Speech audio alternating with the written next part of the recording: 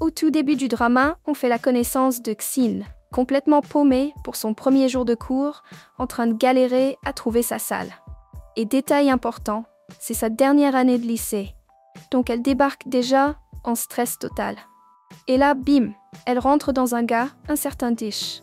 Elle trébuche, manque de tomber, mais il la rattrape au vol. Sauf que dans l'action, son téléphone s'écrase au sol. Et avant même qu'elle ait le temps de dire merci, le beau gosse s'éclipse direct. Et la tension dans l'air, hein? C'était qui ce mec? À la cérémonie de bienvenue de l'école, devine quoi? Ce même Dish est présenté par la direction comme le cerveau de l'école, avec un QI de 200%. Ouais, 200! Tout le monde applaudit et les filles, Xin comprises, sont déjà à fond sur lui. Mais elle comprend vite que ça va pas être simple de le recroiser. Parce que les élèves top niveau ont leur propre bâtiment réservé aux cracks. Et Dish, en plus d'être une bête en sciences, a aussi une créativité de ouf. Genre, il te résout des équations de malade devant tout le monde, sans même transpirer. Un peu plus tard, une rumeur circule chez les filles. Dish serait dans un café près de leur bâtiment.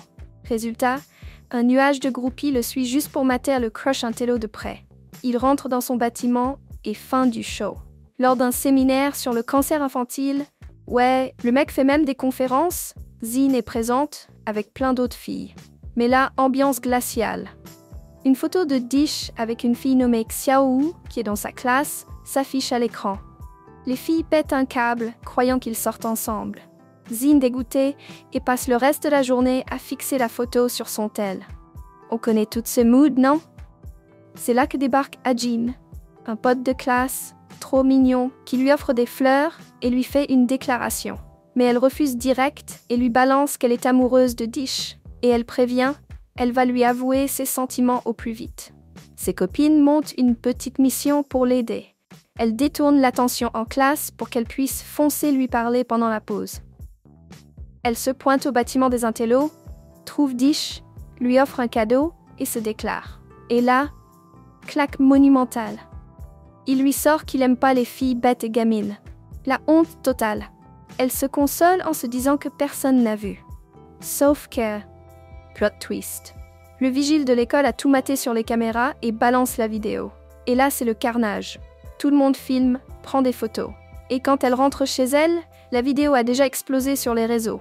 Comme si ça suffisait pas, elle voit son père sortir en courant, en criant « Fuis !»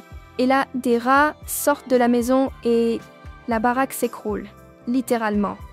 Les médias débarquent, les interviewent et très vite sort un article disant qu'ils sont devenus sans abri. Et bien sûr, ça redevient viral. Mais là, les camarades de Xin, y compris Ajin, se bougent pour lancer une collecte et les aider. Elle essaie de se planquer, mais ils finissent par la retrouver et l'amènent à l'événement. Et elle refuse l'aide, trop fière. Et là, Dish arrive, juste pour se foutre d'elle, disant que c'est la faute de son père d'avoir acheté une maison pas chère. Et là, Xin explose. Elle dit que son père s'est tué au boulot pour lui payer une bonne école, et que les notes ne définissent pas la valeur d'une personne. Bien remontée, elle le défie. À la prochaine éval, mon nom sera à côté du tien. Son père raconte tout à un ami, Ali, qui leur propose de les héberger. Ils emménagent chez lui et sa femme, Amy, accueille Xin à bras ouverts, lui présente leur fils cadet, Yuxiu, et plaisante même en disant qu'elle aimerait avoir une fille comme Xin, ou une future belle-fille. Pendant une discussion, Xin avoue qu'elle craque pour un garçon de l'école, mais qu'elle s'est pris un gros râteau. Plus tard, seule dans sa chambre, Xin essaie de brûler les photos de Dish, mais elle n'y arrive pas. Le crush est si fort que même les draps ont la tête du mec imprimée. Et là, choc total. Dish débarque direct dans sa chambre, et c'est là que la bombe explose. Il est le fils d'Ali et d'Amy. Il lui demande de jeter les photos, mais elle balance direct. Touche pas à mes affaires. Il répond qu'il va pas se mêler de sa vie, même s'ils vivent sous le même toit, et il se casse. Le lendemain, sa mère l'oblige à emmener Xin en vélo. Elle est toute contente. Jusqu'à ce qu'en plein trajet, il s'arrête et la laisse là, froid comme un glaçon. À l'école, Amy envoie une vidéo de Dish en train de rigoler et Xin éclate de rire. Elle lui renvoie la vidéo et Dish lui propose un rencard. Tout le monde hallucine et Xin lui sort cash. Hein, c'est pas toi qui voulais même pas que je t'approche? Jish lui montre la vidéo et demande qu'elle la supprime. Mais Shin saute sur l'occasion et fait un deal. Il va devoir l'aider. Elle partage la vidéo à toute l'école et il accepte. Et là commence la mission Shin, les révisions. Elle galérait, mais avec l'aide de Jish, elle s'améliore à fond. Elle passe ses journées à fond dans les cours, plus rien n'existe autour. Ajin reste proche, toujours protecteur. Il la sauve même d'un pot de fleurs qui allait lui tomber dessus. Jish voit tout ça et continue à l'aider. Il lui apprend un problème bien complexe qui sera à l'examen, et Shin bosse jusqu'à le maîtriser. Quand il s'endort de fatigue, elle s'assoit à côté de lui et promet de le rendre fier. Finalement, ils s'endorment tous les deux là, côte à côte. Et la mère de Jish débarque, tout attendrie, et prend une photo d'eux en train de dormir ensemble. Le jour de l'épreuve arrive. Shin fait tout. Mais quand les résultats sortent, son nom n'est pas sur la liste. Les filles se foutent d'elle. Jusqu'à ce que l'administration débarque avec Jish, qui signale qu'un nom a été oublié. Il vérifie et ouais, Shin a eu une super note et mérite d'être dans le top. Jish écrit son nom au tableau, devant tout le monde. Les rageuses fulminent, mais les copines de Shin fêtent ça comme une victoire. Elle se tourne vers Jish et dit « Enfin, mon nom est à côté du tien. » Et lui, il la félicite. Moment de victoire totale. Juste après, c'est la compète de sport du lycée. Shin défie Jish à la course, pensant que si elle gagne, elle pourra peut-être le conquérir. Mais ça tourne mal. Jish gagne encore, et sa mère, trop fière, est là à applaudir son fils. Puis, dans un élan d'excentricité, elle envoie à toutes les filles de l'école la photo de son fils endormi à côté de Shin. Et ouais, maintenant tout le monde sait qu'ils vivent sous le même toit. Et bien sûr, c'est le drame. Jish, trop fière d'avoir gagné la course, commence à se la raconter auprès d'Ajin. Et là, c'est parti pour le clash. Les deux commencent à se disputer et Shin s'en mêle choquée. Elle défend Ajin et balance ses 4 vérités à Jish. Lui au moins, c'est quelqu'un de bien. Il passe pas son temps à humilier les autres. Et pour couronner le tout, un pote de Jish balance une vidéo sur le grand écran. On y voit Shin dire « Je t'aime ». Ouais, la scène où elle s'est déclarée et a pris un râteau. Grosse gêne. Tout le monde éclate de rire en se moquant d'elle. Mais Shin se laisse pas faire.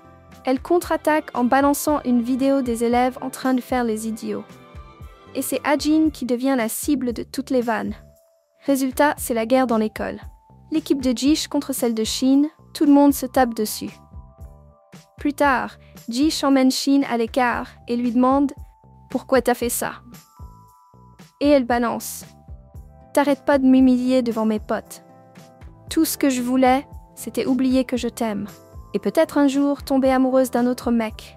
Bien canon. » Mais Jish, tout sûr de lui, s'approche et lui sort « Tu pourras jamais m'oublier. » Puis il tourne les talons et se barre. De retour chez elle, Shin discute avec Amy, la mère de Jish. Et là, petit moment trop mignon. Amy lui dit qu'elle est contente que Shin aime son fils. Et là, Amy révèle que Jish a changé depuis que Shin est entré dans leur vie. Elle raconte que Jish et son père se prennent souvent la tête, parce que son père ne pense qu'au boulot. Tout le monde pense que Jish va reprendre l'entreprise familiale, mais Amy, elle, veut juste que son fils soit heureux. Et devine avec qui elle voit ce bonheur? Oui, avec Shin.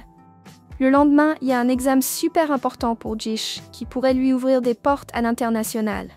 Shin, trop mignonne, prépare un petit porte-bonheur et le glisse dans son sac. Trop chaud.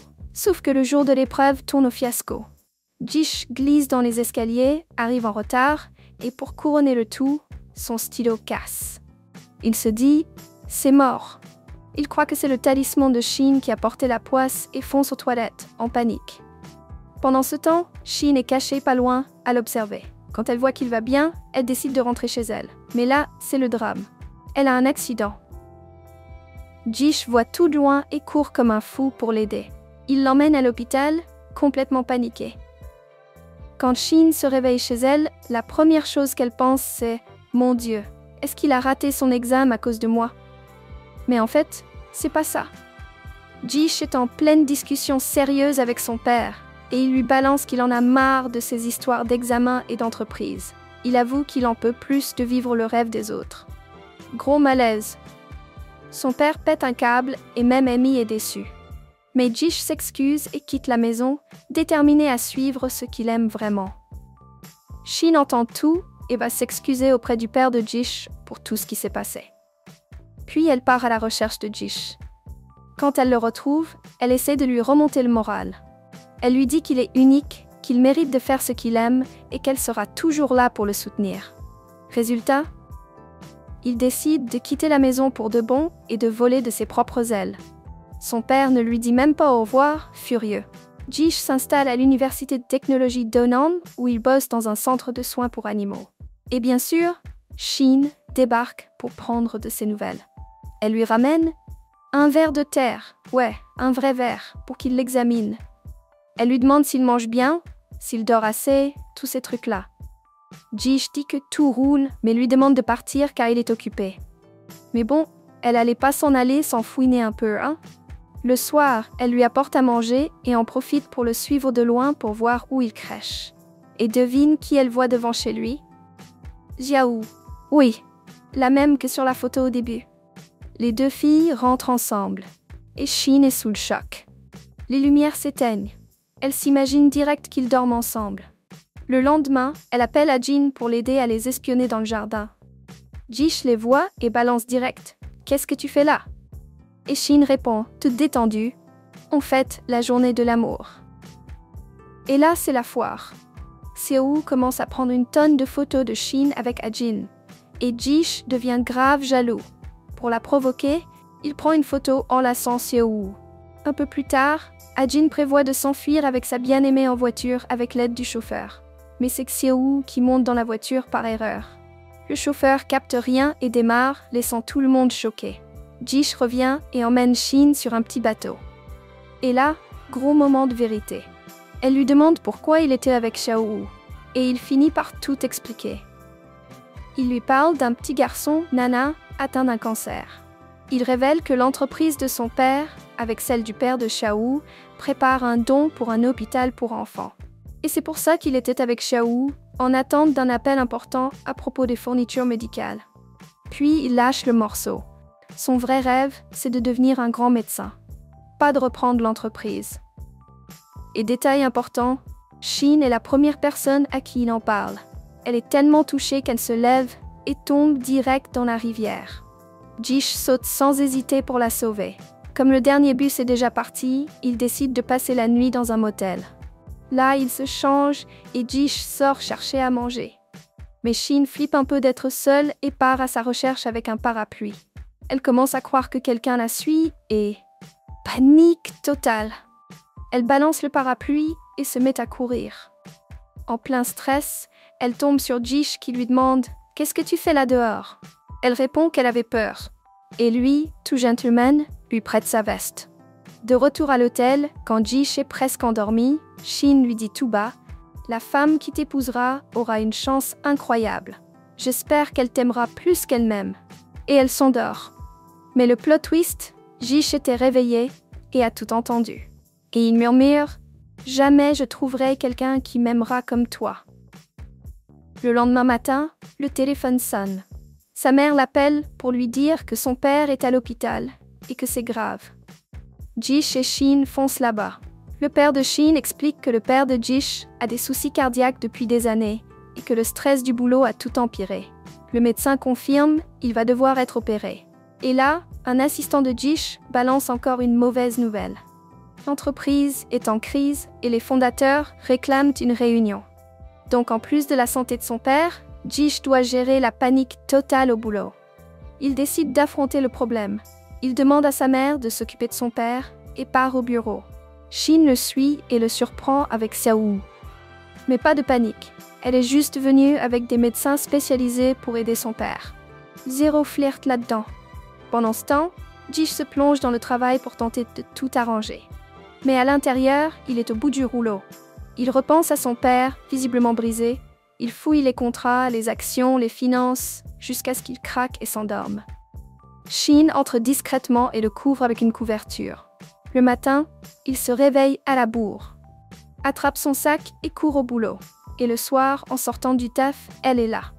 Elle l'attend sous la pluie avec un parapluie. Elle dit « Je m'inquiétais. Je t'ai apporté ça pour pas que tu sois trempé. » Et lui, glacial, balance. M'aide pas, j'ai pas le temps pour toi. Reste loin de moi. Plus tard, Shin est assise seule, toute triste. Son père arrive et lui glisse un conseil sincère. Ma fille, je crois qu'il est temps de quitter cette maison. C'est la bonne chose à faire, par respect pour leur famille. Et il ajoute qu'elle doit gérer ses émotions, ce qu'elle a toujours fait avec sagesse. Shin écoute et décide de suivre son conseil. Quelques jours plus tard, Ali va beaucoup mieux. Toute la famille prend soin de lui. Le père de Jish prend son fils à part et lui demande cash. « Qu'est-ce que t'as avec Charo ?» Jish répond que s'il l'épouse, l'entreprise recevra un énorme investissement qui pourrait tout sauver. Mais le père le coupe net. « Si tu te maries, c'est avec celle que tu aimes. » Et là, pile à ce moment-là, Shin débarque pour rendre visite à tonton Ali. Et Jish balance « Je vais me fiancer avec Charo et mettre mes études en pause. » Shin, le cœur en miettes, essaie de rester forte et le félicite. Mais juste après, elle lâche. « Je croyais que mon rêve allait devenir réalité, mais il a été abandonné. Je vais plus courir après. » Puis elle part en courant, en larmes.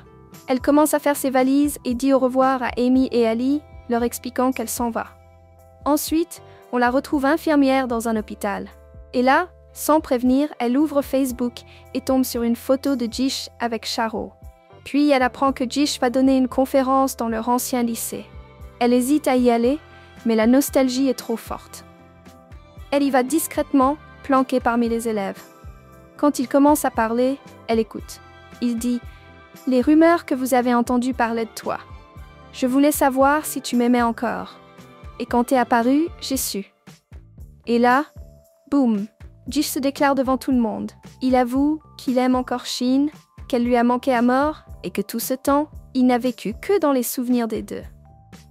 Parce qu'elle est la seule à avoir vraiment touché son cœur. Et à la fin, il lui demande sa main. Et elle, choquée que son rêve soit enfin devenu réalité, accepte, sachant que maintenant, elle va passer le reste de sa vie avec l'amour de sa vie.